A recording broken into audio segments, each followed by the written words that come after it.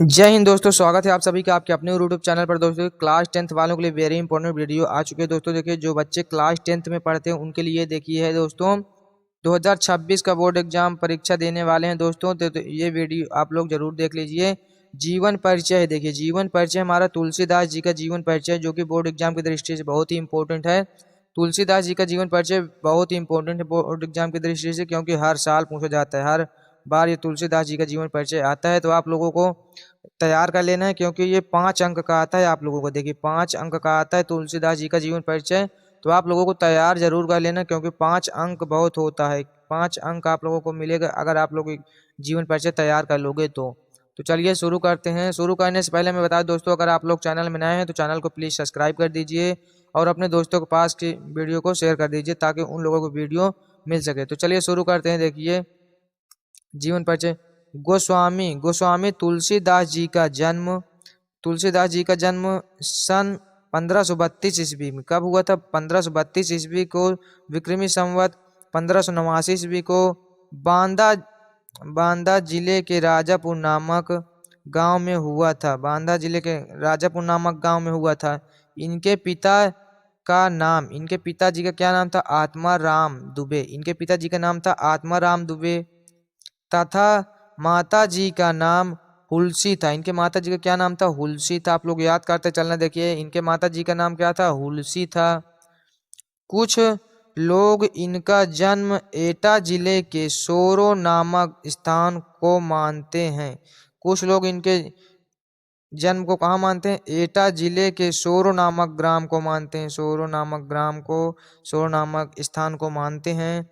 इनके बचपन का नाम राम बोला था। इनके बचपन में क्या नाम था? राम बोला था। इनके बचपन का नाम राम बोला था। आप लोगों को याद कर लेना है। इसी प्रकार से इनके बचपन का क्या नाम था? राम बोला था। ये सरयू पारीण ब्राह्मण थे। इनका जन्म अभुक्त मूल नक्षत्र में होने के कारण इनके माता पिता ने इनको त्याग कर दिया था। मतलब इनका जन्म जो हुआ था अभुक्त मूल नक्षत्र में हुआ था। मतलब जब राक्षसों को जैसे जन्म होता है अभुक्त मूल नक्षत्र, मतलब नक्षत्र अच्छा नहीं था, तो इसके कारण इनके माता पिता ने इनको त्याग कर दिया था। इनको मतलब घर पे नहीं रखा था। इनके गुरु स्वामी नरहरि दास ने इनका पालन पोषण किया। मतलब जो इनके गुरु थे स्वामी नरहरि दास, इनका मतलब पालन पोषण उन्हीं ने किया बचपन से लेकर। इनका पालन पोषण कौन किया बचपन में? स्वामी नरहरि दास इनका ये गुरु हो गए। स्वामी नरहरि दास ने इनका पालन पोषण किया है। कि इनके जन्म से ही, मतलब कहा जाता है कि इनके जन्म से ही 32 दांत मौजूद थे। मतलब इनके जन्म से जब इन्होंने जन्म लिया तो इनके 32 दांत, मतलब 32 दांत होते हैं। इनके 32 दांत मतलब जन्म से ही उत्पन्न थे, मतलब मौजूद थे।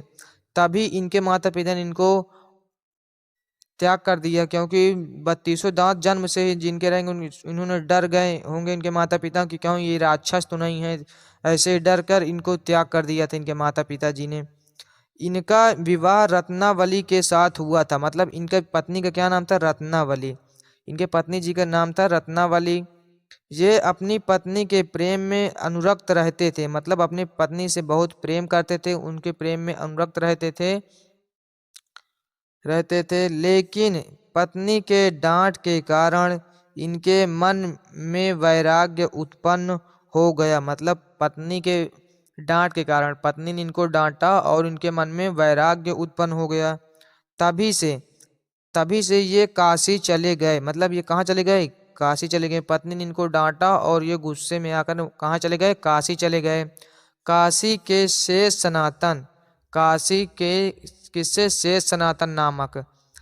सनातन नामक विद्वान से वेद पुराणों आदि का ज्ञान प्राप्त किया। काशी में कौन थे? शेष सनातन नामक के एक विद्वान थे। उनसे इन्होंने वेद पुराणों का ज्ञान प्राप्त किया अच्छे से। इनका जीवन काशी, अयोध्या और चित्रकूट में अधिक बीता। इनका जो जन्म था, मतलब इनका जो अधिक समय था, इनका जीवन जो था वो कहाँ पे बीता? काशी में, अयोध्या में और चित्रकूट में अधिक समय बीता।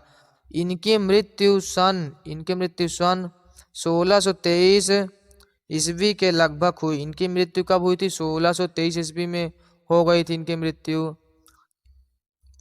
इनकी रचनाएं देखिए, इनकी रचनाएं आप लोगों को तो पता होगा, अगर आप लोग इतना लिख दोगे तो आप लोगों को 3 अंक यहाँ से मिल जाएंगे और 2 अंक जो मिलते हैं वो इसमें के मिलते हैं रचनाएं के। टोटल 5 अंक आप लोगों को मिलता है, 2 अंक यहाँ से मिलता है और 3 अंक मिलता है जीवन परिचय लिखने का। तो 2 अंक आप लोगों को इसको लिखना जरूरी होता है क्योंकि 2 अंक यहाँ से मिलते हैं। इनका रचनाएं क्या है देखे, रामचरितमानस, गीतावली, दोहावली, कवितावली और विनय पत्रिका। इनकी रचनाएं आप लोगों को याद कर लेना है, जैसे कि रामचरितमानस, गीतावली, दोहावली, कवितावली और विनय पत्रिका इनकी रचनाएं हैं, ये प्रमुख रचनाएं। तो आप लोग इनको जरूर से याद कर लेना।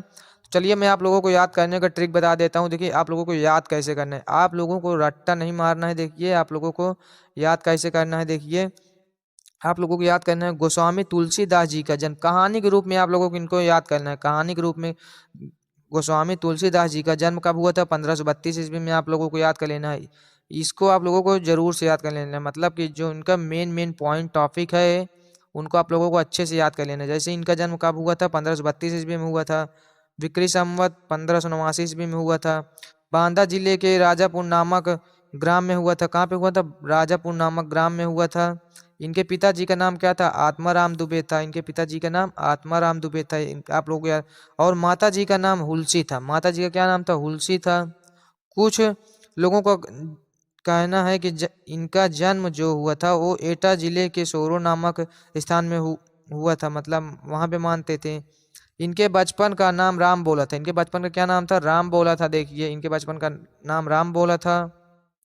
और ये सरयू पारीण ब्राह्मण थे। ये सरयू पारीण ब्राह्मण थे। इनका जन्म अभुक्त मूल नक्षत्र में होने के कारण इनके माता पिताजी ने इनका त्याग कर दिया था। कहा जाता है कि इनके जन्म से इनके 32 दांत उत्पन्न थे। 32 दांत उत्पन्न थे, शायद इसीलिए इनके माता पिता ने इनको त्याग कर दिया था। इनका विवाह जो हुआ, इनका शादी जब हुई किस के साथ हुआ? इनकी शादी रत्नावली नाम के स्त्री के साथ हुआ। इनका शादी रत्नावली के नाम से था। इनके पत्नी का नाम क्या हो जाएगा? रत्नावली। और पत्नी से ये अधिक प्रेम करते थे, मतलब अपनी पत्नी के प्रेम में ये अनुरक्त रहते थे, मतलब बहुत ज्यादा प्रेम करते थे अपनी पत्नी से ये। और लेकिन पत्नी के डांट के कारण, मतलब इनके पत्नी जब इनको डांट लगाई तभी ये गुस्सा हो गए और ये कहाँ चले गए? काशी चले गए। इनके मन में वैराग्य उत्पन्न हो गया, गुस्सा होकर ये काशी चले गए। काशी के शेष सनातन गुरु, मतलब जो इनके गुरु थे, क्या नाम था गुरु जी का? इनके शेष सनातन नामक गुरु थे। उनसे इन्होंने वेद पुराणों की ज्ञान प्राप्त किया। वेद पुराणों का ज्ञान प्राप्त करने के बाद इनका जीवन अधिक कहाँ पे बीता? काशी में, अयोध्या में और चित्रकूट में अधिक समय बीता। इनकी मृत्यु जो हुई थी वो कब हुई थी? 1623 ईस्वी में हुई थी। 1623 ईस्वी में इनकी मृत्यु हो गई थी। और इनकी रचनाएं जो वेरी इंपॉर्टेंट रचनाएं आप लोगों को याद कर लेना है, जैसे कि इनकी रचनाएं कौन कौन सी? रामचरितमानस, गीतावली, दोहावली, कवितावली और विनय पत्रिका। तो आप लोगों को इसी प्रकार से आप लोगों को तैयार कर लेना है। बोर्ड एग्जाम की दृष्टि से बहुत ही इंपॉर्टेंट है, तो आप लोगों को तैयार कर लेना है। जैसे कि इसके बाद पहले सूरदास जी का भी हो चुका है। सूरदास जी का अगर आप लोगों को चाहिए तो आप लोग डिस्क्रिप्शन में लिंक है, आप लोग वहां जाकर वीडियो को देख सकते हैं। जय हिंद, जय भारत। मिलते हैं फिर किसी नेक्स्ट वीडियो में।